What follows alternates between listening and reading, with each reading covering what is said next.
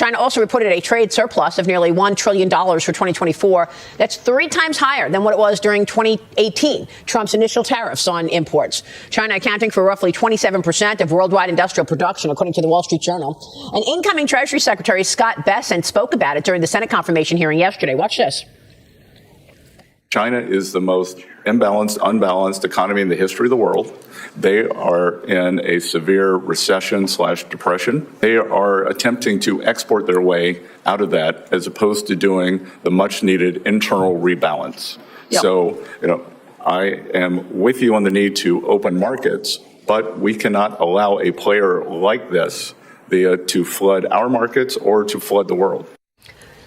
Jonathan, I thought it was great. I mean, Bessent also noted that the U.S. may want to force China to make catch-up payments for failing to honor the commitments during Trump's first term. They basically said, Bessent basically said China is starting behind the 8 ball. And so what do you think plays out here?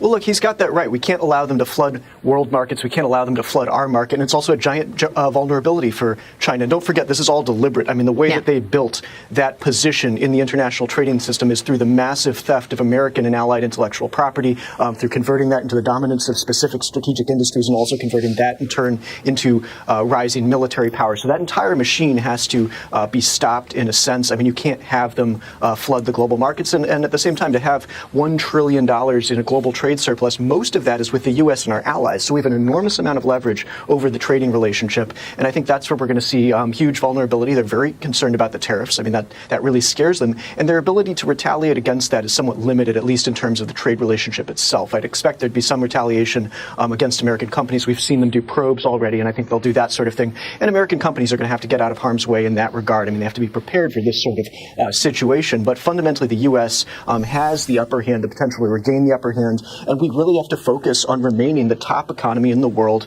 with no chance of Beijing achieving its long-term dream, going all the way back to Mao Zedong, of surpassing the USA. We can't let them do that. And I think Secretary Bessent understands that, which is fantastic.